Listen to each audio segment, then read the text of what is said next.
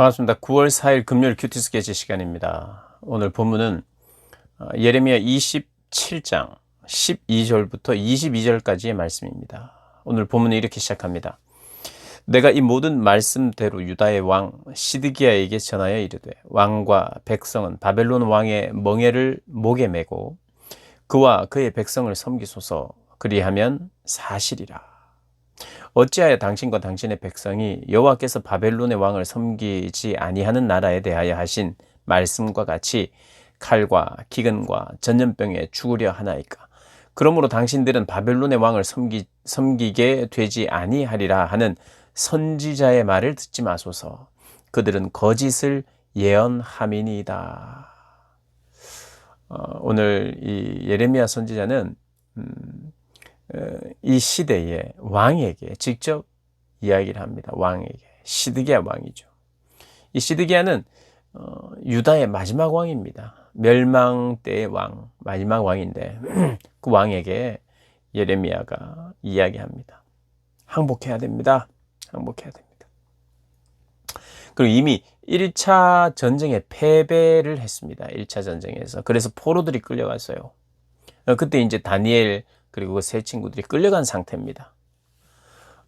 그런데 완전히 항복을 안 한 거예요. 완전히 항복을 안 한 그런 상황입니다. 끝까지 한번 버텨보는 거죠. 끝까지. 그래서 그게 이제 주전 그러니까 BC 597년의 일입니다. 처음 이제 첫 포로가 끌려간 1차 포로가 끌려갔던 시대가 597년. 그리고 그 10년 후에 587년에 이제 또 2차 포로가 끌려가죠. 2차 포로. 근데 1차 포로, 2차 포로가 끌려갈 때 이제 10년이라는 시간이 있었는데 그때의 상황입니다. 그때의 상황. 여러분 이렇게 생각해야 합니다. 예레미야 선지자가 이미 심판, 징계를 선언했어요. 그럼 망할 것이다. 무너진다. 그런데 바벨론에게 빨리 항복하는 게 그게 답이다. 그래서 하나님께서 이미 이 징계는 면하지 않도록 할 것이다. 이 멍에를 매야 되는 것이다. 그게 살 길이다. 이렇게 이야기합니다. 그렇게 하지 않으면 전염병이나 기근이나 칼에 의해서 더 죽임을 당하고 비참해질 것이다. 그렇게 이야기를 하는 겁니다. 근데 거짓 선지자들은 처음에도 안 망할 것이다. 1차 포로 이렇게 끌려가지 않을 것이다. 안 망할 것이다를 이야기했고, 그 다음 이제 10년이라는 기간 안에 뭔가는 희망적인 메시지를 거짓 예언자들이 이야기를 한 겁니다. 어떤 희망이냐 하면 우리는 회복할 수 있다. 그리고 1차 포로가 끌려갔던 그 시절에 성전의 여러 기구들을 가져갔습니다. 성전의 기구. 그것은 이제 성전에서 예배로 하나님의 어떤 면에서 가장 성물이죠. 그것을 일부를 가져갔어요. 이미 가져간 상태에서요. 그래서 거짓 선지자들은 이렇게 이야기한 겁니다.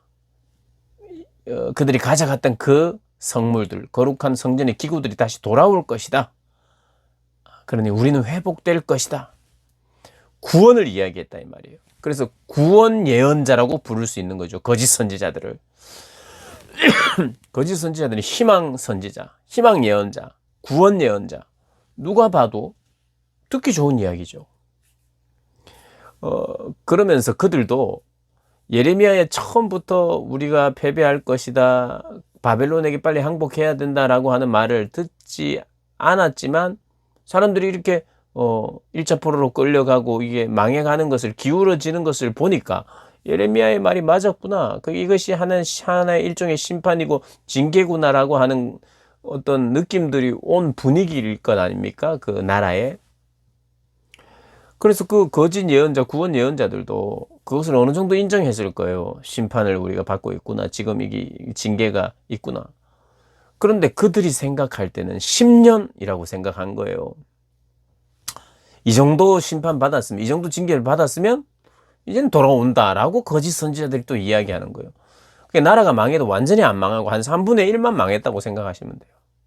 그때 더 희망을 이야기하는 거예요. 구원을 이야기하는 거예요. 구원 예언자인데 사실은 거짓 예언자예요. 그러면서 지금 우리 이 성물들이 다시 돌아올 것이다 이야기했는데, 예레미야는 어떤 이야기를 했냐면은 아니다, 돌아오지 않고 남아있는 성전 기구들도 다시 빼앗길 것이다. 그게 이제 몇 절에 나오냐면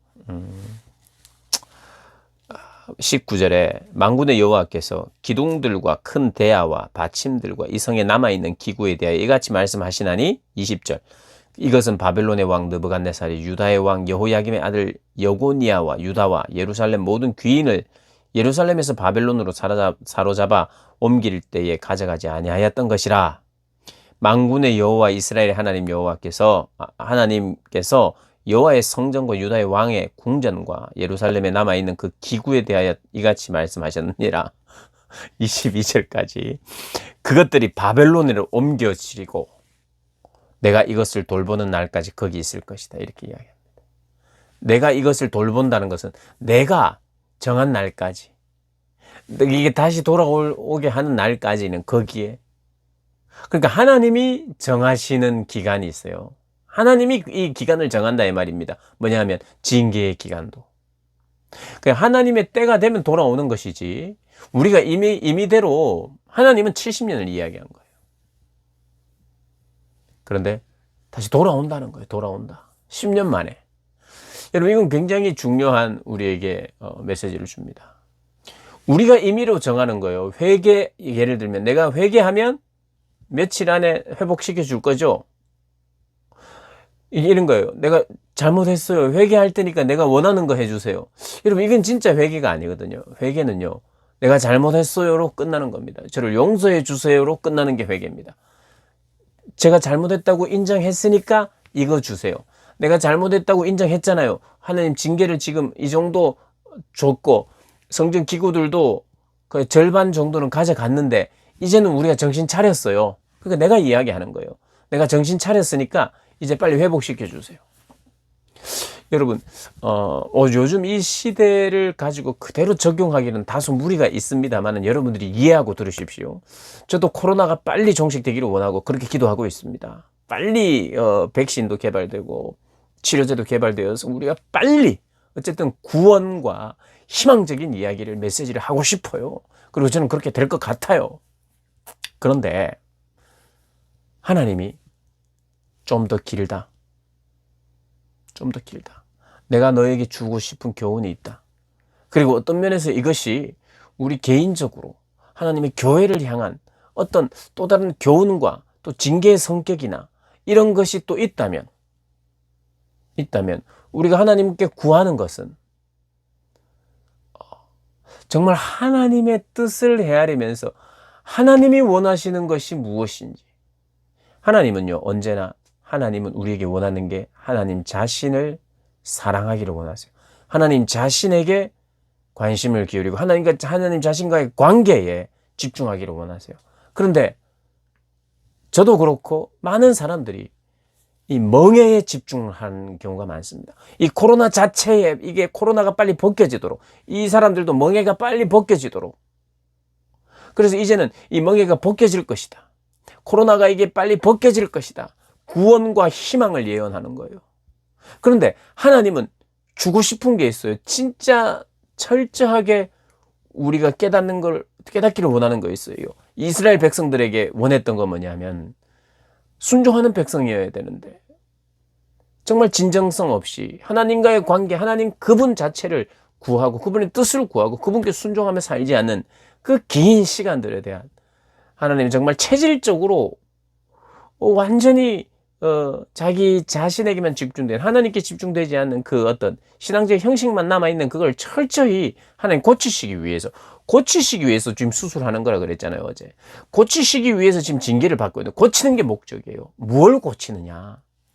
하나님과의 관계를 정말 진짜 회복하기를 원하는 거예요. 하나님 자신을 즐거워하도록, 하나님의 뜻과 하나님의 영광을 위하여 사는 백성 되도록 하는 그 어떤 그 자세가 회복되기를 원하는데 이들이 회복이 안 되는 거예요. 1차적으로 나라의 한 3분의 1이 망했는데도 불구하고, 그리고 계속 망할 것이라고도 이야기를 하는데도 불구하고 자기 임의대로 마치 내가 회개했잖아요, 이제는 그만해 주실 거죠 라고 하는 조건을 거는 듯한, 그래서 예레미야가 아니다, 오히려 빼앗길 것이다 하면서 예레미야가 어떤 이야기를 하냐면은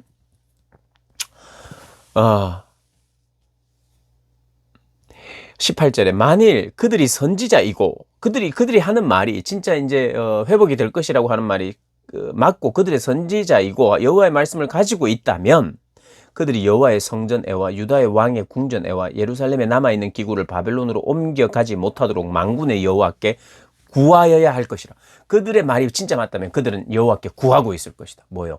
물론 빼앗기지 않기를 구하기도 하겠지만 여호와께 구했다는 것은 진짜 진심 어린 회개와 관계를 구하고 정말 하나님께 진실된 것을 구했을 것이다. 그리고 간절하게 하나님께 매달렸을 것이다. 그러나 거짓 선지자는 그런 매달림이 없고 하나님께 정말 기도한다면 단지 이게 빼앗기지 않도록 만 기도하는 게 아니라 무슨 말인지 아시겠죠? 정말 하나님께 돌아오는 그런 간구와 기도가 없이 단지 멍에만 빨리 벗겨지기를 원하는, 그리고 굉장히 누가 들어도 기분 좋은 희망적인 구원의 예언을 한다는 거예요. 근데 저들이 거짓인 이유는 저들에게 진짜 진정성 있는 하나님께 간구함과 절박함과 기도도 없고 그 기도의 내용도 혹시 기도하더라도 그의 내용이 단지 멍에를 빨리 벗겨달라는 것이 이것밖에 없다.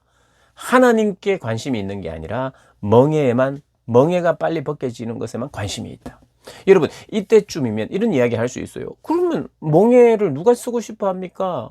하나님 믿어가지고 빨리 멍에를 빨리 벗는 게 그게 우리가 그래서 하나님 믿는 거 아닙니까? 라고 생각할 수 있어요. 많은 사람들이. 그런데 그게 아니라고 말하는 거예요. 아니다. 멍에를 쓰고 있는 동안 내가 너를 고치겠다.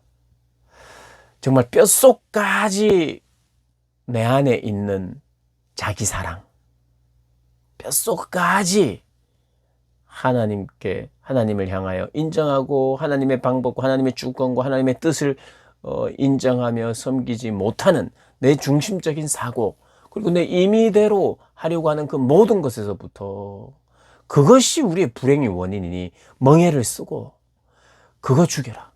철저한 항복이 무엇이냐? 진짜 항복은요, 내가 회개했으니까 이렇게 해주세요가 아니라 회개하고 나를 용서해 주십시오. 용서하고 다시 나를 받아주신다면 그것으로 만족하는 게 그게 항복이에요. 그게 하나님께. 이들이 항복을 안 하는 거예요, 하나님께.